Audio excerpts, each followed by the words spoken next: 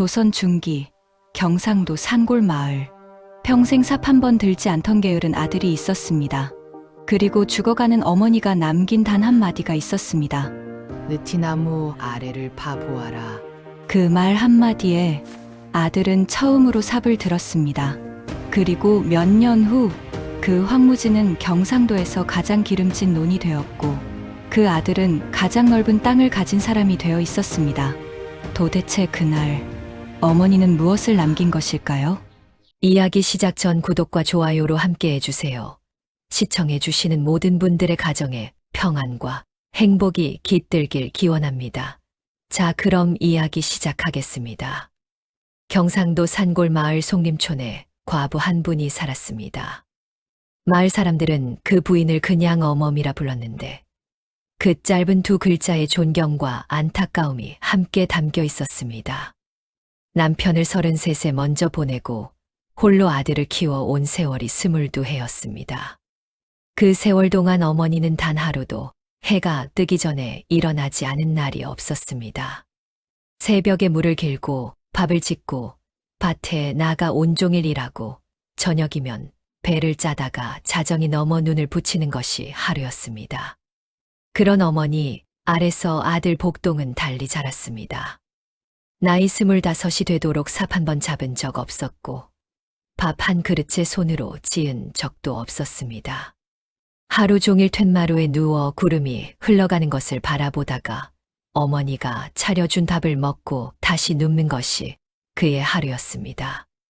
봄이면 봄바람에 졸고 여름이면 매미 소리에 졸고 가을이면 낙엽 떨어지는 소리에 졸고 겨울이면 눈 내리는 소리에 졸았습니다. 사계절 내내 졸았으니 복동의 전무는 졸기였습니다. 어느 여름날 아침이었습니다. 어머니가 새벽부터 밭에 나가땡볕 아래 김을 메고 있는데 복동은 사랑채 툇마루의 대자로 뻗어 코를 골고 있었습니다. 해가 중천에 뜨도록 일어날 생각이 없었습니다. 마침 지나가던 마을 박서방이 그 꼴을 보고 혀를 찼습니다. 복동아, 너 지금 몇 시인 줄 아느냐? 해가 저기 저렇게 높은데 아직도 자느냐? 복동은 눈 하나 뜨지 않고 대답하였습니다. 그러게요. 해는 왜 저렇게 일찍 뜨는 건지. 불편하게. 박서방은 어이가 없어 그냥 가버렸습니다. 그런가 하면 어느 가을에는 이런 일도 있었습니다. 어머니가 장작을 두 팔 가득 안고 마당을 지나가는데 복동이 툇마루에서 그것을 바라보고 있었습니다. 한참이 지나도 일어나지 않았습니다. 어머니는 아무 말도 하지 않았습니다. 그날 저녁 어머니가 부엌에서 혼잣말처럼 중얼거렸습니다. 그래도 일어날까 했다. 그 말을 복동은 듣지 못하였습니다. 이미 다시 누워 있었으니까요. 복동이 그나마 즐기는 것이 하나 있었으니 밥 먹는 일이었습니다. 밥상만큼은 누가 불러도 번개같이 달려왔습니다. 어머니가 상을 들고 방문을 열기도 전에 복동은 이미 밥상 앞에 앉아 있었습니다.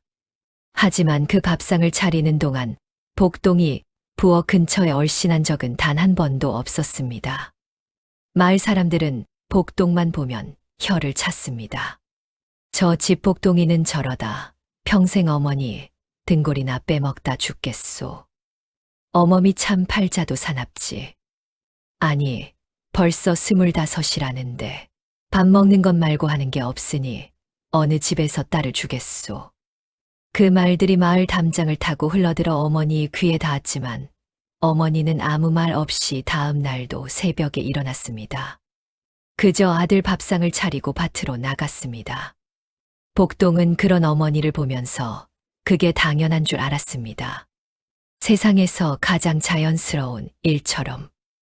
어머니가 새벽에 일어나는 것이, 어머니가 밥을 짓는 것이, 어머니가 밭을 가는 것이 마치 해가 뜨고 지는 것처럼 원래부터 있는 일인 줄 알았습니다.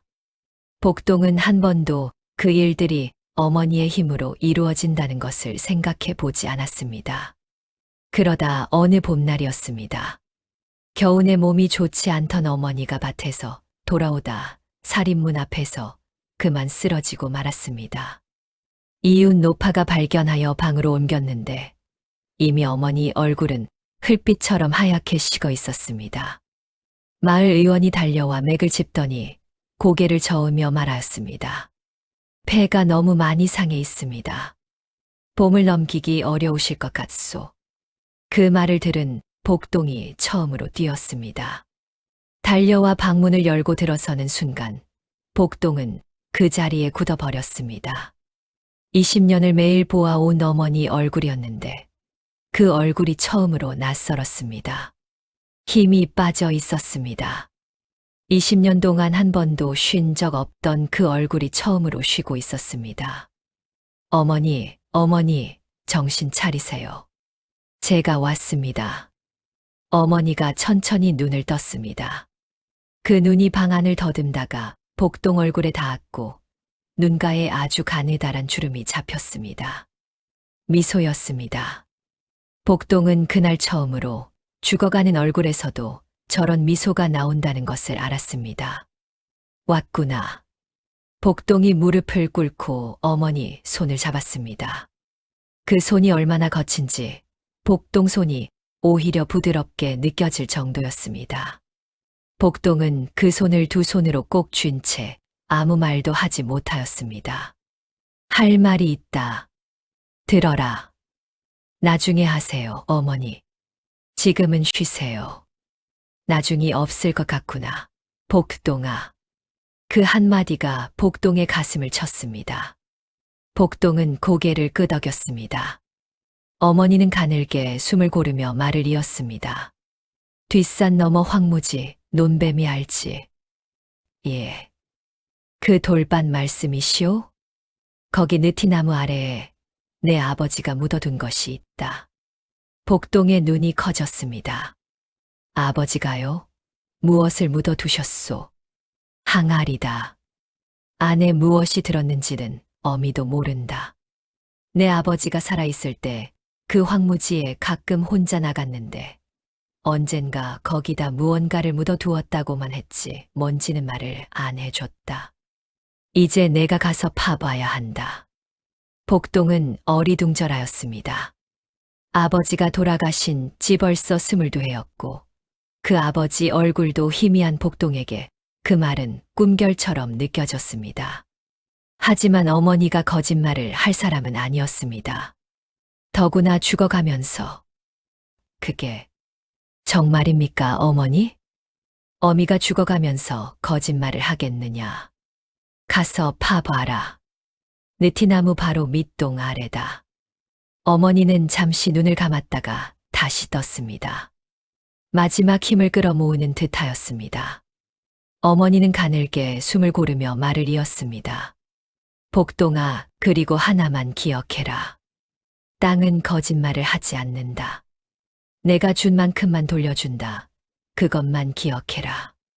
그 말을 마치고 어머니는 잠시 복동의 얼굴을 바라보았습니다. 마치 오래도록 그 얼굴을 눈에 담아두려는 듯이. 복동은 그 눈빛을 피하지 못했습니다. 그 안에는 걱정도 있었고 미안함도 있었고 무엇보다 끝까지 아들을 믿는 마음이 담겨 있었습니다. 어머니의 손이 아주 조금 더 힘을 주었습니다. 그리고는 천천히 풀렸습니다. 어머니의 눈은 복동을 비추던 자리에서 조용히 멈추었습니다. 마치 긴 하루 일을 마치고 잠시 쉬는 사람처럼 아주 고요하게 어머니. 복동이 낮게 불렀지만 이번에는 대답이 돌아오지 않았습니다. 방 안에는 살구꽃 향기만이 흐르고 있었습니다. 창문 틈으로 들어온 봄빛이 어머니의 얼굴 위에 내려앉았습니다. 그 얼굴은 이상하리만큼 평안해 보였습니다. 복동은 한동안 그 손을 놓지 못하였습니다. 식어가는 줄도 모른 채 어릴 적 엎여 잠들던 그날처럼 두 손으로 꼭 쥐고 있었습니다. 눈물은 소리 없이 흘렀습니다. 그날 처음으로 복동은 깨달았습니다. 어머니가 평생 한 번도 쉬지 않았다는 것을, 그리고 이제야 비로소 쉬고 있다는 것을. 세상은 아무것도 모르는 듯 그대로 봄날이었습니다. 장례는 사흘 동안 치러졌고 마을 사람들이 많이 왔습니다. 어머니가 살아있는 동안 어려운 집에 조용히 쌀을 건네고 마을 일에 손을 보태왔다는 것을 모두가 알고 있었기 때문이었습니다. 저렇게 고생만 하다 가셨으니 하늘이 너무 야속하다. 복동이가 이제 어떻게 살고 어머니 밥만 먹고 살던 놈인데 그 말이 복동 귀에 다 들렸습니다. 복동은 상주 자리에 앉아 절을 올리고 술잔을 받고 다시 절을 올리는 내내 머릿속에서 어머니 말이 맴돌았습니다. 느티나무 아래다. 내 아버지가 묻어두었다. 장례가 끝나고 사람들이 떠난 뒤 복동은 처음으로 빈집에 혼자 남겨졌습니다. 부엌에서는 아무 냄새도 나지 않았습니다. 어머니가 있을 때는 늘 밥 냄새와 된장 냄새가 흘러나왔는데 그것이 한꺼번에 다 사라져 있었습니다. 마루에 앉으니 어머니의 바느질 도구가 그대로 놓여 있었습니다. 실 한 가닥이 바늘에서 빠져 마루 위에 늘어져 있었고 복동은 그 실을 한참 바라보다가 처음으로 울었습니다. 소리 없이 그저 눈물이 뺨을 타고 흘렀습니다. 복동은 눈물을 닦고 일어섰습니다. 항아리가 생각났습니다. 아버지가 묻어둔 것. 그것이 무엇인지를 알아야 했습니다. 닷새 뒤 새벽 복동은 삽 한 자루를 들고 뒷산을 넘었습니다. 태어나서 처음으로 혼자 이른 새벽에 산길을 걷는 것이었습니다. 발에 이슬이 맺히고 안개가 어깨를 감쌌습니다. 새벽 산길이 이렇게 조용한 것인지 복동은 그날 처음 알았습니다. 산을 넘어 내려오니 황무지 논배미가 눈앞에 펼쳐졌습니다. 넓이는 20마지기 남짓, 온통 억새와 칠덩굴이 뒤엉켜 있었고 주먹만 한 돌들이 박혀 있었습니다. 마을 사람들이 오래전에 포기한 땅이었습니다. 예전에 이씨 대감이 일꾼 10명을 데려다 한 달을 파다가 결국 포기한 곳이기도 하였습니다. 그 황무지 한가운데 느티나무 한 그루가 우뚝 서 있었습니다. 수령이 100년은 넘어 보이는 크고 굵은 나무였습니다. 복동은 느티나무 앞에 섰습니다. 나무 그늘 아래에 서니 묘하게 숨이 고요해졌습니다. 아버지를 기억하는 것이 거의 없었습니다. 등에 엎여있던 따뜻한 느낌, 밥상 맞은편에서 웃던 얼굴, 그것이 전부였습니다. 그 아버지가 이 나무 아래에 무언가를 묻었다는 것이 실감이 나지 않았습니다. 하지만 어머니가 거짓말을 할 사람은 아니었습니다. 더구나 죽어가면서 복동은 삽을 들어 나무 밑동바로 아래부터 파기 시작하였습니다. 흙이 단단하고 칡뿌리가 뒤엉켜 있어서 삽이 쉽게 들어가지 않았습니다. 손바닥에 물집이 잡혔습니다. 그래도 멈추지 않았습니다. 1시간, 2시간, 3시간. 아무것도 나오지 않았습니다. 반경을 넓혀 나무 둘레를 크게 파 들어갔습니다. 그래도 없었습니다. 오후가 되고 해가 기울도록 복동은 땀을 뒤집어쓰며 팠습니다. 구덩이가 2길 남짓되었지만 항아리는 나오지 않았습니다. 없다. 아무것도 없어. 복동은 삽을 내려놓고 주저앉았습니다. 손바닥은 터져 있었고 온몸이 쑤셨습니다. 어머니가 거짓말을 하신 것인가? 왜? 죽어가면서 왜 거짓말을? 그 물음이 머릿속을 맴돌았지만 답이 없었습니다. 복동은 한참 앉아 있다가 다시 삽을 들었습니다. 파놓은 구덩이를 메워야 했습니다. 흙을 퍼올리는데 이상한 것을 느꼈습니다. 구덩이 아래쪽 흙이 달랐습니다. 색이 짙었고 냄새가 달랐습니다. 손으로 집어보니 부드럽게 뭉쳐지는 것이 위쪽에 단단하고 메마른 흙과는 전혀 달랐습니다. 깊이 파 들어갈수록 흙이 더 좋아졌습니다. 수십 년 묵은 부엽토가 켜켜이 쌓인 것이었습니다. 이 아래 흙이 좋은 흙이구나. 복동은 그 흙 한 줌을 손바닥에 올려놓고 한참 바라보았습니다. 도로 구덩이 안에 던지고 집으로 돌아왔습니다. 항아리는 없었습니다. 그런데 왠지 빈손으로 온 것 같지 않았습니다. 그날 밤 복동은 오래 잠을 이루지 못하였습니다. 항아리가 없었다는 것보다 그 아래 기름진 흙이 자꾸 머릿속을 맴돌았습니다. 거기다 어머니 말이 함께 맴돌았습니다. 땅은 거짓말을 하지 않는다. 내가 준 만큼만 돌려준다. 이튿날 새벽 복동은 또 산을 넘었습니다. 이번에는 사외에 곡괭이도 챙겼습니다. 어제 메운 구덩이 주변을 다시 팠고 파면 파는 만큼 기름진 흙이 드러났습니다. 그 흙이 드러나는 것이 묘하게 기분 좋았습니다. 마치 감추어진 것을 발견하는 기분이랄까. 사흘이 지나고 닷새가 지나고 열흘이 지났습니다. 복동은 매일 산을 넘었습니다. 항아리는 나오지 않았지만 황무지의 한 귀퉁이가 조금씩 정리되기 시작하였습니다. 그 무렵 마을 노인 하나가 뒷산을 지나다 복동이 일하는 것을 보고 돌아와 마을에 퍼뜨렸습니다. 아니, 저 집 복동이가 황무지를 파고 있더구먼. 뭘 찾는 것인지 아침부터 저녁까지 삽질을 하고 있어. 마을이 웅성거렸습니다. 그리고 그 소문이 마을 안 이씨 대감 귀에도 들어갔습니다. 이씨 대감은 마을에서 가장 넓은 논밭을 가진 대지주였습니다. 위풍은 당당하나 남의 이익에 먼저 손을 뻗기로 이름난 인물이었습니다. 이씨 대감은 머슴을 보내 황무지를 직접 살펴보게 하였습니다. 돌아온 머슴의 보고를 듣자 눈이 가늘어졌습니다. 절반 가까이 정리가 되어 있었습니다. 복동이 혼자서요. 관아에는 아직 아무 이름으로도 신고가 안 된 땅입니다. 이씨 대감은 그 자리에서 계산을 끝냈습니다. 예전에 자기도 탐을 냈던 땅이었습니다.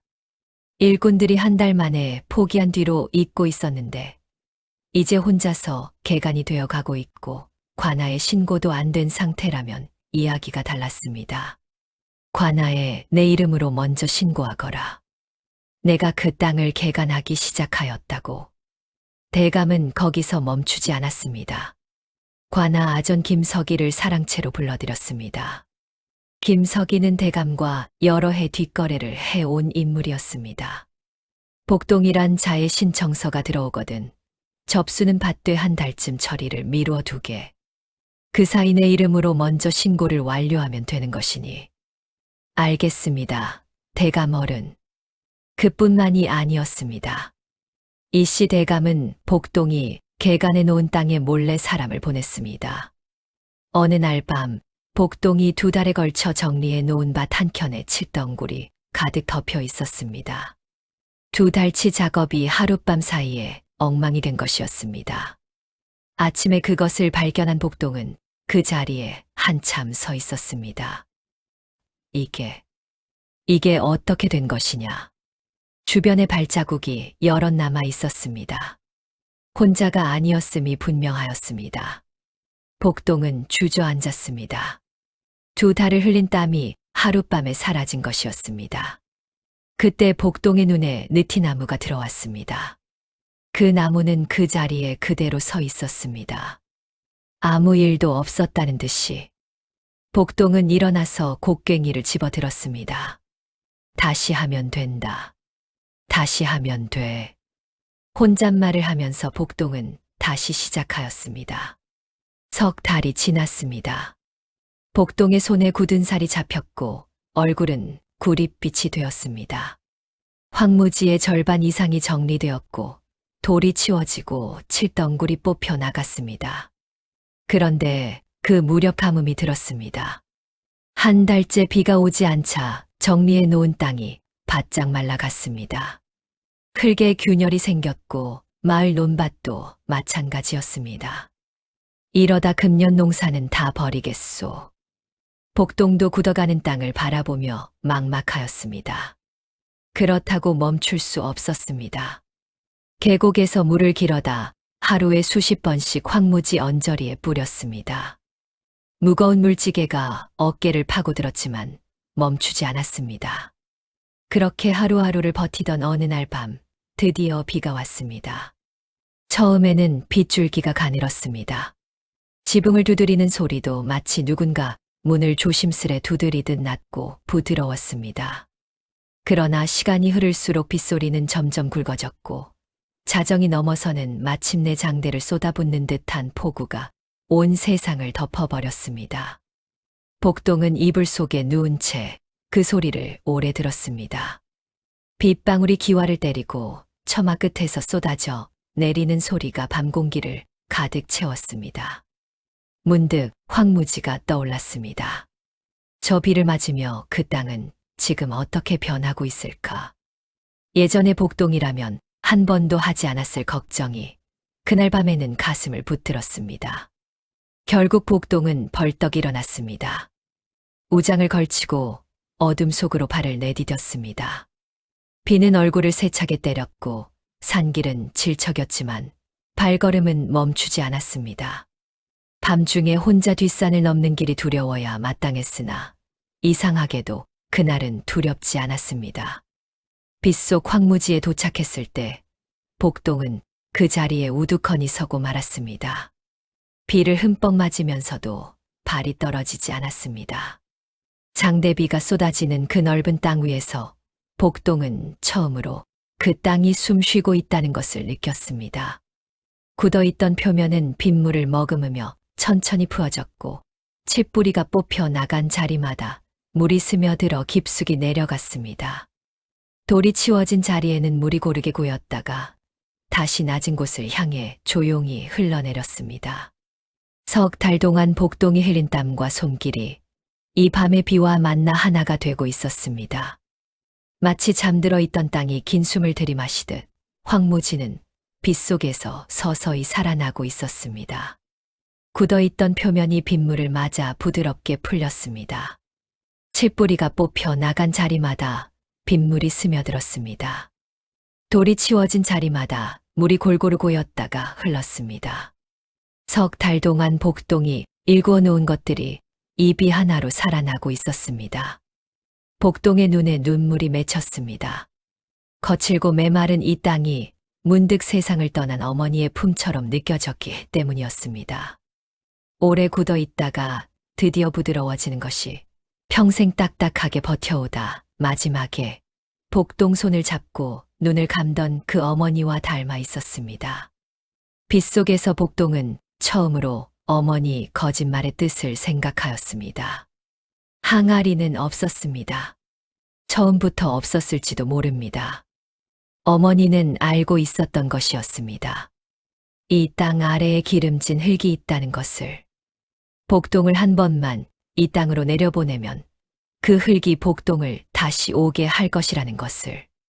한 번, 두 번 오다 보면 결국 이 땅을 일구게 될 것이라는 것을. 어머니는 삽을 쥐어준 것이 아니었습니다. 삽을 들고 싶게 만든 것이었습니다. 비가 그치고 나서 복동은 관아의 경작권 신청을 하러 갔습니다. 마을 훈장 최 선생과 마을 이장이 증인으로 함께 갔습니다. 두 분 다 복동이 개간하는 것을 여러 차례 직접 눈으로 본 사람들이었습니다. 관아 접수처에는 아전 김석이가 앉아 있었습니다. 복동 일행을 보자 표정이 굳었습니다. 황무지 경작권 신청서를 제출하러 왔소. 이 서류는 검토 기간이 필요합니다. 한 달 후에 결과를 알려드리겠소. 신청서 검토 기한은 관아 규정상 사흘이오. 그 규정을 어기면 현감 어른께 직접 상고하겠소. 최 선생의 말에 김석이가 흔들렸습니다. 예상치 못한 대응이었습니다. 알겠소. 사흘 내에 처리하겠소. 하지만 이틀 뒤 이 씨 대감이 직접 관아에 들이닥쳤습니다. 자기가 그 황무지를 개간하기 시작하였다고, 따라서 자기 이름으로 먼저 신고가 되어야 한다고 주장하였습니다. 하인셋을 대동하고 선물 보따리까지 들고 온 것이 예사롭지 않았습니다. 현감은 결정을 사흘 미루었습니다. 복동은 관아 앞마당에서 대감이 나오는 것을 보았습니다. 대감은 복동을 발견하자 잠깐 멈추었습니다. 이봐, 복동이. 어미도 없이 혼자서 어디 관아 일을 감당하려 하는가. 그냥 내 소작인이 되게. 경작권을 얻으면 자네 이란 품삯은 쳐주겠네. 저는 소작인이 될 생각이 없습니다. 제가 일군 땅은 제 것입니다. 허허, 쉬운 말을 하는구먼. 세상이 그렇게 단순하지 않다네. 대감은 웃으며 가마에 올라탔습니다. 복동은 그 가마가 멀어지는 것을 바라보며 주먹을 쥐었습니다. 그날 밤 복동은 어머니 빈방 앞에 앉았습니다. 어머니, 어떻게 해야 합니까? 혼자서는 이씨 대감을 당할 수 없을 것 같습니다. 방은 대답하지 않았습니다. 하지만 복동은 조금은 알 것 같았습니다. 어머니라면 말로 해결하려 하지 않았을 것이었습니다. 행동이 먼저였습니다. 살아계실 때 어머니가 늘 그렇게 하였으니까. 사흘 뒤 현감이 두신청서를 검토하는 날이 왔습니다. 복동과 최 선생, 마을 이장이 관아에 들어섰습니다. 이씨 대감도 하인셋을 거느리고 당당하게 들어왔습니다. 실제로 개간을 한 자가 누구인지 가려야 할 것이오. 증인이 있으면 말하시오. 저는 머슴셋이 증인이 됩니다. 제 머슴들이 그 땅을 일구었습니다. 저와 이장이 직접 눈으로 복동이 혼자 그 땅을 개간하는 것을 수십 차례 목격하였습니다. 현감이 잠시 생각하는 사이 갑자기 관아 밖이 시끄러워졌습니다. 사람들이 몰려오는 소리가 났습니다. 들어온 것은 마을 사람 12명이었습니다. 노인도 있었고 농군도 있었고 안악도 있었습니다. 현감 어른, 소인들이 모두 증인이 됩니다. 복동이가 봄부터 날마다 그 황무지를 혼자 개간하는 것을 저희가 다 봤습니다. 이씨 대감 머슴들은 그 땅 근처에도 간 적이 없습니다. 이씨 대감의 얼굴이 굳었습니다. 마을 사람들이 이렇게 몰려올 것은 예상하지 못하였습니다. 복동도 예상하지 못하였습니다. 마을 노인에게 눈짓으로 물으니 노인이 작은 소리로 말하였습니다. 복동이 어머니가 살아있을 때 우리 집에도 저 집에도 어려울 때 조용히 쌀이며 나무리며 갖다 줬다네. 우리가 그냥 두고 볼 수는 없지. 복동의 눈에 눈물이 고였습니다. 어머니가 살아있는 동안 조용히 베풀어 온 것들이 어머니가 없는 이 자리에서 복동을 지키러 온 것이었습니다. 어머니는 복동한테만 씨앗을 뿌린 것이 아니었습니다. 마을 사람들 마음에도 씨앗을 뿌려 두었던 것이었습니다. 현감은 마을 사람들의 증언을 듣고 나서 판결하였습니다. 실제 개간을 한 자는 분명히 복동이요. 경작권은 그에게 있소. 이씨 대감은 허위 신청에 따른 벌금을 내시오. 이씨 대감은 얼굴이 불그락푸르락 하였지만 12명의 증언을 뒤집을 방법이 없었습니다. 결국 하인들을 데리고 관아를 나갔습니다. 관아를 나오자 마을 사람들이 복동의 손을 잡았습니다. 한 노파가 복동 얼굴을 보며 눈물을 닦았습니다. 잘 됐다. 잘 됐어. 자네 어미가 좋아하겠다. 복동은 하늘을 보았습니다. 맑고 파란 하늘이었습니다. 아무것도 없었지만 어딘가 어머니가 보고 있을 것 같은 느낌이 들었습니다. 그 느낌이 따뜻하였습니다. 한편 이씨 대감은 물러서지 않았습니다. 관아에서 진 것이 분하였고 마을 사람들에게 망신을 당한 것이 더 분하였습니다. 대감은 그달 안에 2가지 수를 더 썼습니다. 하나는 황무지 옆길 소로를 자기 땅이라 주장하며 말뚝을 박은 것이었습니다. 그 길이 막히면 황무지에 가려면 2시간을 더 돌아가야 했습니다. 다른 하나는 마을에 소문을 퍼뜨린 것이었습니다. 복동이가 관아에서 이기고 나서 마을 사람들이 도와줬어도 고맙다는 말 한마디 없었다더구만. 그 어미가 살아있을 때 쌀을 줬던 것도 다 이럴 때 쓰려고 미리 깔아둔 것이 아니겠소. 그 소문이 마을에 퍼졌습니다. 몇몇은 고개를 끄덕이기도 하였습니다. 복동은 억울하였지만 최 선생이 말하였습니다. 말로 해명하려 하지 마라. 행동으로 보여라. 복동이가 이를 계속하고 있으면 그 소문이 거짓임을 사람들이 스스로 알게 된다. 말은 금방 사라지지만 땅은 남는다.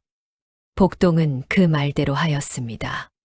소로가 막혔으면 더 먼 길로 돌아서 갔습니다. 소문이 돌아도 해명 대신 일을 계속하였습니다. 마을에 돌아올 때는 자기를 도와준 집들에 곡식 한 되씩을 들고 갔습니다. 말 대신 행동으로. 이씨 대감의 마지막 수는 먹히지 않았습니다.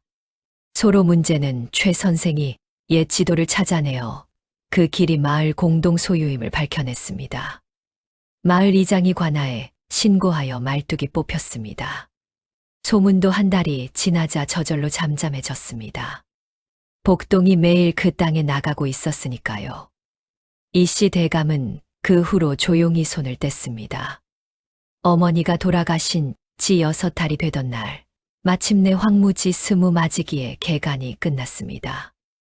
돌은 하나도 남김없이 치워졌고 칠덩굴은 뿌리째 뽑혀 나갔으며 여기저기 엉켜있던 흙은 고르게 뒤집혀 물길까지 반듯하게 잡혀 있었습니다. 이제 그곳은 더 이상 버려진 땅이 아니라 이듬해 봄이면 씨앗을 받아들일 준비가 된 온전한 논이 되어 있었습니다. 복동은 그날 혼자 황무지로 향했습니다. 반년 동안 말없이 삽을 들고 곡괭이를 휘두르며 울고 또 이를 악물며 일구어온 그 땅 위에 서서 그는 오래도록 아무 말도 하지 않고 바라만 보았습니다. 찬 바람이 들판을 가로질러 불어왔고 억새 끝이 사각이며 흔들렸습니다. 겨울이 가까워지고 있었습니다. 그러나 그 땅에는 이미 다음 봄의 숨결이 깃들어 있었습니다. 복동은 천천히 느티나무 아래로 걸어갔습니다. 처음 삽을 내리꽂았던 자리 항아리를 찾겠다며 흙을 뒤엎었던 그 자리였습니다. 그는 몸을 굽혀 흙 한 줌을 집어 손바닥 위에 올렸습니다. 짙은 색을 띤 흙은 부드럽게 부서지며 손가락 사이로 스며들었고 기름진 온기가 아직도 남아있는 듯하였습니다. 복동은 그 흙을 한참이나 만지다가 낮은 목소리로 중얼거렸습니다. 어머니, 항아리는 없었소. 처음부터 없었던 것이지요. 저를 이 땅으로 내려보내려고 거짓말을 하신 것이지요. 그 말이 바람에 실려 흩어졌습니다. 마침 바람이 한 차례 불어 느티나무 가지를 흔들었고 마른 잎 몇 장이 빙글빙글 돌며 떨어졌습니다. 복동의 입가에 천천히 웃음이 번졌습니다. 웃고 있었지만 눈가에서는 눈물이 조용히 흘러내렸습니다. 그 거짓말이 더 이상 원망스럽지 않았습니다. 오히려 그 무게가 가슴 깊이 내려앉았습니다. 죽어가는 숨 사이에서 마지막 힘을 끌어모아 떠올렸을 그 거짓말. 아들을 일으킬 방법이 그것뿐이라고 생각하며 마음속으로 수없이 망설였을 어머니의 밤들. 그 절박함과 사랑이 지금 손에 쥔 이 기름진 흙보다도 훨씬 무겁게 느껴졌습니다. 이듬해 봄, 복동은 그 논에 처음으로 씨앗을 뿌렸습니다. 한 알 한 알 손으로 집어 흙 위에 얹을 때마다 어머니의 손이 떠올랐습니다. 거칠고 두꺼웠으나 따뜻했던 그 손, 20해 넘도록 흙을 만지고도 한 번도 쉬지 않았던 그 손이 마치 제 손 위에 겹쳐지는 듯하였습니다. 씨앗을 다 뿌리고 난 뒤 복동은 다시 느티나무 아래 앉아 하늘을 올려다보았습니다. 푸른 봄 하늘이 가지 사이로 열려 있었습니다. 어머니, 씨앗을 뿌렸습니다. 항아리는 없었지만 대신 이 땅이 있었습니다. 어머니는 알고 계셨지요. 처음부터 이 땅을 제게 주시려던 것이지요. 말을 마치자 바람이 다시 한번 불었습니다. 느티나무가 깊은 숨을 내쉬듯 흔들렸고 어딘가에서 새가 울었습니다. 복동은 그 소리를 들으며 가만히 눈을 감았습니다. 항아리는 끝내 나오지 않았지만 그보다 더 큰 유산이 이미 그의 두 손 안에 놓여 있다는 것을 그제야 온전히 깨닫고 있었습니다. 그해 가을 첫 수확이 이루어졌습니다. 첫 해치고는 꽤 나왔습니다. 복동은 그 쌀을 받아 들고 한동안 서 있었습니다. 씨앗에서 싹이 나고 싹에서 벼가 자라고 벼에서 쌀이 나오는 과정을 태어나서 처음으로 자기 손으로 다 해낸 것이었습니다. 복동은 그 쌀로 먼저 밥을 지었습니다. 어머니 제사상에 올릴 밥이었습니다. 하얗고 윤기 나는 밥이 그릇에 담겼습니다. 복동은 그 밥그릇을 두 손으로 받들어 어머니 방으로 들어갔습니다. 밥그릇을 상 위에 올려놓고 두 손을 모았습니다. 아무 말도 하지 않았습니다. 말이 필요하지 않았습니다. 이듬해에는 수확이 첫 해에 갑절이 되었습니다. 그 다음 해에는 또 늘었습니다. 복동은 그 수입을 고스란히 논을 사는 데 썼습니다. 황무지 20마지기에서 시작하여 3년 만에 40마지기, 5년 만에 80마지기가 되었습니다. 그런데 복동이 단순히 논만 사들인 것이 아니었습니다. 그 즈음 마을에 흉년이 들었을 때 복동은 자기 곳간을 여러 이웃의 쌀을 나누었습니다. 어머니가 살아있을 때 하던 그대로였습니다. 다만 어머니는 한 줌씩 나누었다면 복동은 한 가마씩 나누었습니다. 어머니 살아있을 때는 쌀 한 줌씩 나눠주더니 아들은 한 가마씩 나눠주는구먼. 씀씀이가 달라. 씀씀이가 아니라 땅이 달라진 거지. 복동이가 황무지를 논으로 만들었잖소. 소문이 퍼졌습니다. 복동의 이름이 경상도 일대로 퍼져나갔습니다. 황무지를 혼자 일구어 경상도에서 손꼽히는 농지로 만든 사람, 흉년에 이웃의 곳간을 열어주는 사람으로. 마침 그 무렵 경상감사가 이 지역을 순시하다가 복동의 이야기를 들었습니다. 감사는 직접 그 논을 보러 왔습니다. 황무지였던 땅이 이렇게 기름진 논이 되었다는 것을 직접 눈으로 확인한 감사는 복동을 불러 물었습니다. 어떻게 이 황무지를 이렇게 만들었소? 어머니 말씀대로 하였습니다. 땅은 거짓말을 하지 않는다.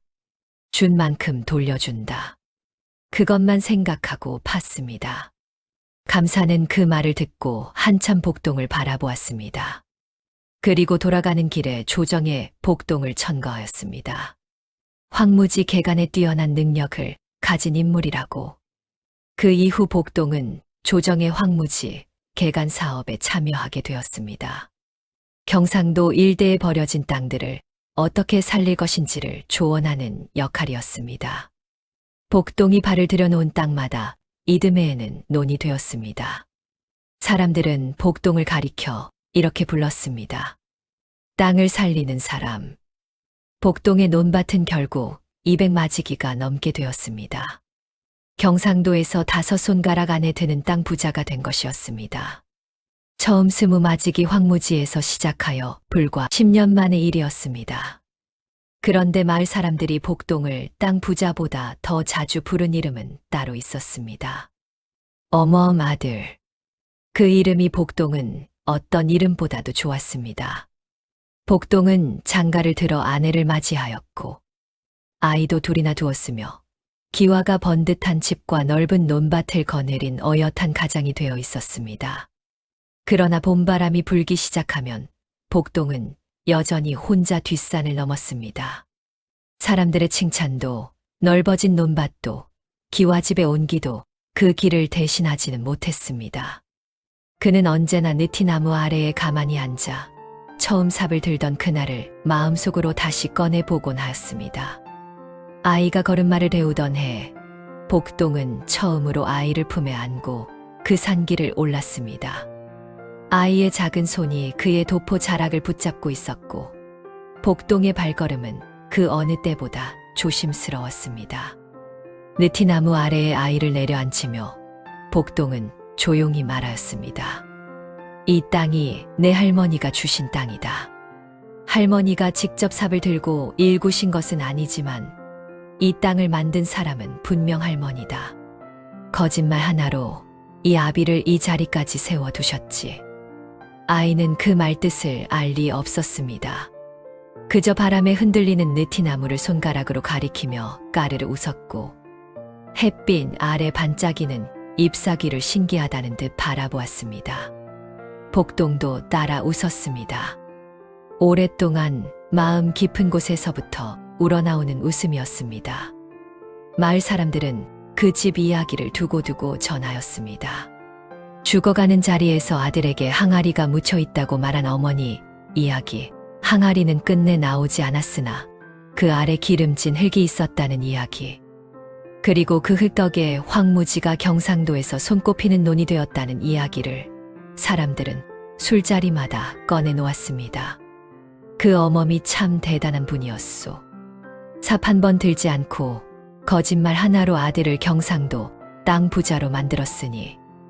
그러나 복동은 알고 있었습니다. 그것이 단순한 거짓말이 아니었다는 것을. 어머니는 이미 알고 계셨던 것이었습니다. 황무지 아래에 기름진 흙이 숨어 있다는 것을, 그 흙을 한 번 손에 쥐어보면 다시는 돌아서지 못하리라는 것을, 한 번, 두 번 오르내리다 보면 결국 삽을 놓지 못하게 되리라는 것을. 그 미묘한 차이를 복동은 30이 훌쩍 넘어서야 비로소 깨달았습니다. 그것이 어머니의 지혜였고 어머니가 남긴 가장 큰 유산이었습니다. 느티나무는 여전히 그 자리에 서 있었습니다. 봄이면 연두빛 잎을 틔우고 여름이면 넉넉한 그늘을 들이우며 가을이면 잎을 떨구고 겨울이면 앙상한 가지로 하늘을 받치며 말없이 세월을 견디고 있었습니다. 항아리를 찾겠다며 처음으로 삽을 내리꽂았던 그 자리에 복동은 작은 돌 하나를 놓아두었습니다. 아무 글자도 새기지 않은 돌이었으나 그 자리는 누구보다도 또렷한 기억으로 남아 있었습니다. 그곳은 어머니의 거짓말이 시작된 자리였고 동시에 복동의 땅과 인생이 시작된 자리였습니다. 그리고 봄바람이 불 때마다 느티나무는 그 모든 이야기를 알고 있다는 듯 조용히 흔들리고 있었습니다. 오늘 이야기는 여기까지입니다. 감사합니다.